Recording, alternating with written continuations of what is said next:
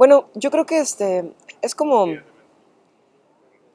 alguna vez alguien me preguntaba si el compromiso social de un escritor es como algo obligatorio, ¿no? Y yo le decía que obligatorio es como...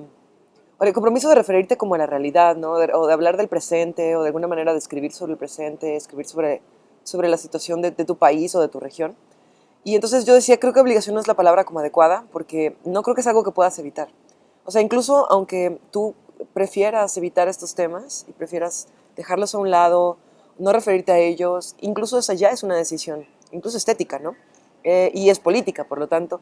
Y es una forma de hablar también de la situación, incluso cuando no quieres hablar sobre el tema, estás hablando sobre el tema sin hablar de él, ¿no? No sé, yo creo que para mí es como inevitable, ¿no? O sea, nunca me he puesto a pensar de por qué lo hago o incluso si quiero hacerlo, ¿no? Para mí es como, a mí me gusta hablar del presente, me gusta hablar del México en el que vivimos y me gusta hablar sobre esta cuestión de la condición humana también, ¿no? En lo personal a mí me gusta, disfruto, me interesa abordar estos sentimientos difíciles, ¿no? De nuestra condición humana, porque también es lo que nos hace ser humanos. O sea, nuestra humanidad no proviene nada más del altruismo y de la bondad y de la capacidad de sacrificio y del heroísmo que los seres humanos podemos demostrar, proviene bien también del objeto que podemos ser. También eso es parte de nuestra humanidad, ¿no? Y considero que es interesante mostrarlo porque sin esa parte no somos nosotros. Es decir, eh, yo creo que la literatura, y especialmente la novela, una de las cosas que busca es mostrar esta gran variedad de grises que existen en el espectro de la humanidad, no solo lo blanco y lo negro, ¿no? Una novela mala es aquella que te presenta un personaje súper bueno y el villano que es súper malo, ¿no? Entonces se vuelve una caricatura, ¿no? O sea, se vuelve un cómic, ¿no? Se vuelve otro tipo de producto que no es una novela. Entonces creo que para comprender lo que somos, a dónde vamos y qué hemos hecho y cómo hemos llegado aquí, necesitamos comprender los dos lados. Y no sé, a veces tengo la impresión de que a muchas personas no les gusta tratar estos temas, ¿no? Y es comprensible, no es nuestro lado bonito. Pero, pues, por otro lado, tampoco es nada que nadie nunca ha experimentado, ¿no? O sea, en parte, un poco escribir Temporada de Huracanes es una constante interrogación, una constante exploración mía acerca de por qué ciertas personas deciden cruzar una línea, ¿no? La línea de cometer un crimen, de matar a una persona, de cometer una violencia. Porque unas personas lo hacen y otras no lo hacemos. Aunque a veces hemos querido hacerlo, ¿no? O hemos fantaseado con apretar el pescuezo a alguien que nos... O sea, ¿sí me entiendes? Entonces, hay que ver, ¿no? ¿Qué sucede ahí? ¿No? O sea, ¿qué propicia en la vida de una persona que eso suceda? ¿Qué propicia en el entorno, ¿no? Que esto suceda. O sea, me parece muy interesante y digno de ser como también abordado. De hecho, escribí hace poquito acerca de esta idea del hombre normal, ¿no? De cómo los medios nos presentan, pero es que es la otra cara, ¿no? O sea, normalmente la prensa o cierta visión caricaturista de las cosas quiere ver al feminicida, por ejemplo, como normalmente se le ve como un tipo idiota, pobre y moreno, porque en nuestro país ya sabes que ser moreno es como lo peor que te puede pasar en el mundo, en esta sociedad racista en la que vivimos, ¿no? Entonces, cuando encuentran un feminicida inteligente o normal o funcional o que tiene trabajo y tiene pareja, la gente dice, no, ¿qué pasa? Es un hombre normal. ¿Cómo se convirtió en un monstruo? Pero es que no existe el monstruo y el hombre normal. Es decir, hay una sociedad que produce este tipo de violencia, hay un sistema, ¿no? Que considera a las mujeres objetos, cosas sin valor, y qué es lo que propicia esta violencia, ¿no? O sea, eso es una cuestión estructural también, ¿no? Histórica, por supuesto. Y muchas veces presentar la normalización del feminicida es la otra cara de la monstrificación, ¿no? O sea, esta visión cuasi lombrosiana, ¿no? El feminicida tiene que ser feo y así de esta manera, y te tienen que violar en un callejón oscuro, pasa por alto que la mayor parte de la violencia contra la mujer se comete, al menos en Puebla, por ejemplo, se comete en los hogares, por gente conocida de las mujeres, ¿no? O sea, hombres perfectamente normales. Fíjate que sí fue una inquietud. Cuando empecé a escribir la novela, yo creo que lo primero que siempre me interesa de escribir una novela es una historia. Y la anécdota casi siempre es como un detonante, ¿no? O sea, algo pasa, hay esta situación, y luego lo que me interesa son los personajes, ¿no? Y dentro de pensar en los personajes de esta novela, yo decía, yo quería como hablar un poco, yo creo que ni siquiera a veces grandes pensadores se han escapado de estas situaciones. Mira, por ejemplo, Michel Foucault, él jamás habló de feminismo, ¿no? Por ejemplo, jamás consideró, dentro de su teoría del poder, jamás consideró que la mujer enfrentaba una opresión en particular, ¿no? Distinta, ¿no?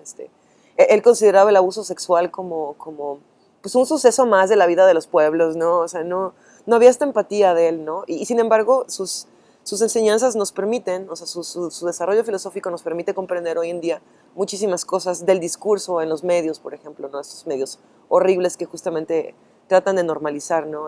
La violencia. Entonces, yo creo que la literatura es como una trinchera, ¿no? De combate en ese sentido. Y lo que yo quería hacer con temporada fue...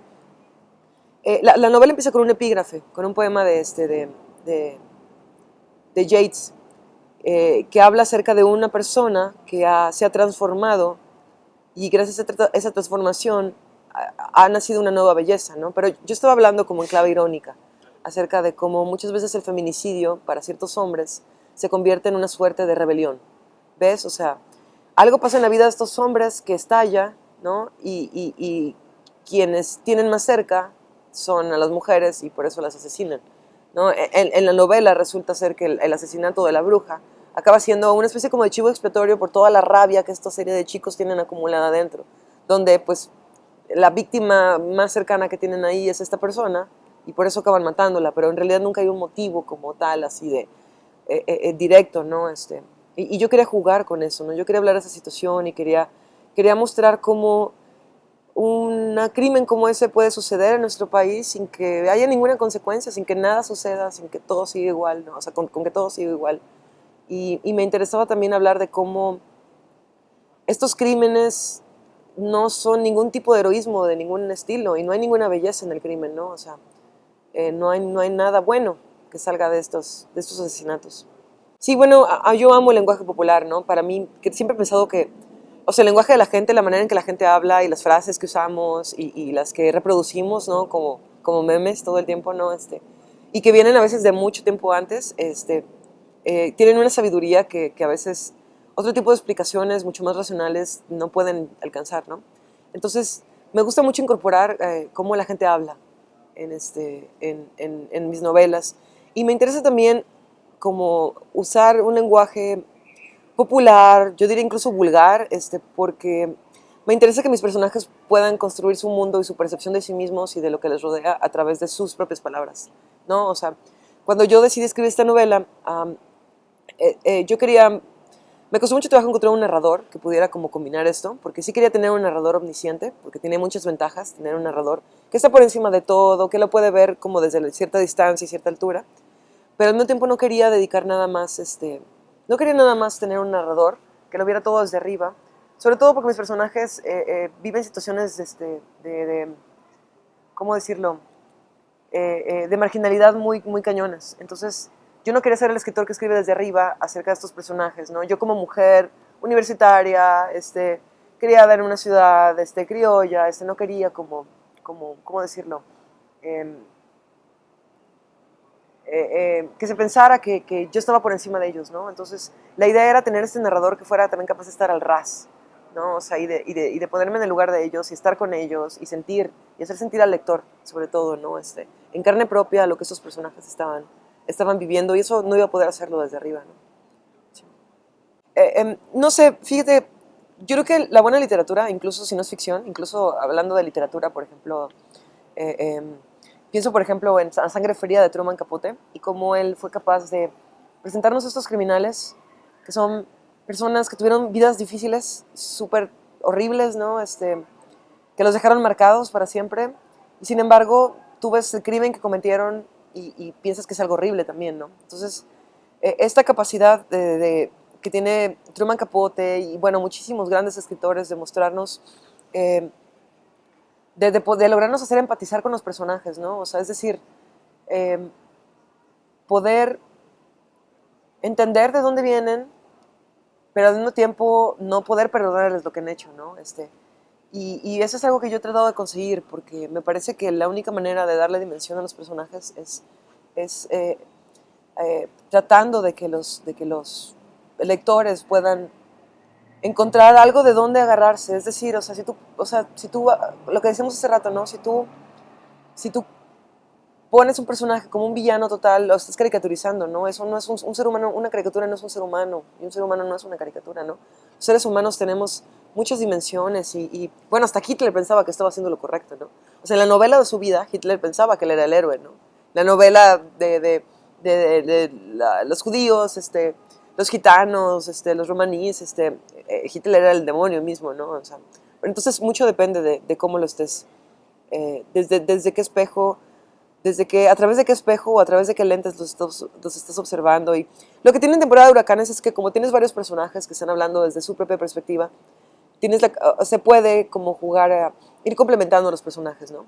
Lo que al principio, por ejemplo, se presenta a Luismi, ¿no? Por ejemplo, uno de los personajes como un güey irresponsable, un desgraciado que ha roto la armonía familiar, ¿no? En un tercer capítulo se le presenta como un cuate que solo quiere drogarse, por ejemplo, porque es tanto su sufrimiento que prefiere ya mejor no sentir, prefiere no sentir a sufrir, ¿no?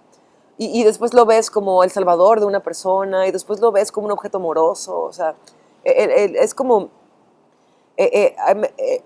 poner varios personajes y sus propias percepciones acerca del entorno y de sí mismos y de sus vidas me permitió como ir mostrando varias facetas de los mismos personajes, ¿no? Y ir profundizando cada vez más en ellos. Es al mismo tiempo una cuestión técnica y una cuestión como de, no sé, intuitiva, ¿no? Tú vas como construyendo las historias así, un poco a la manera de como cuando te cuentan un chisme, ¿no? O sea, te van introduciendo a una historia y poco a poco vas comprendiendo con las complejidades entre los personajes y sus conflictos.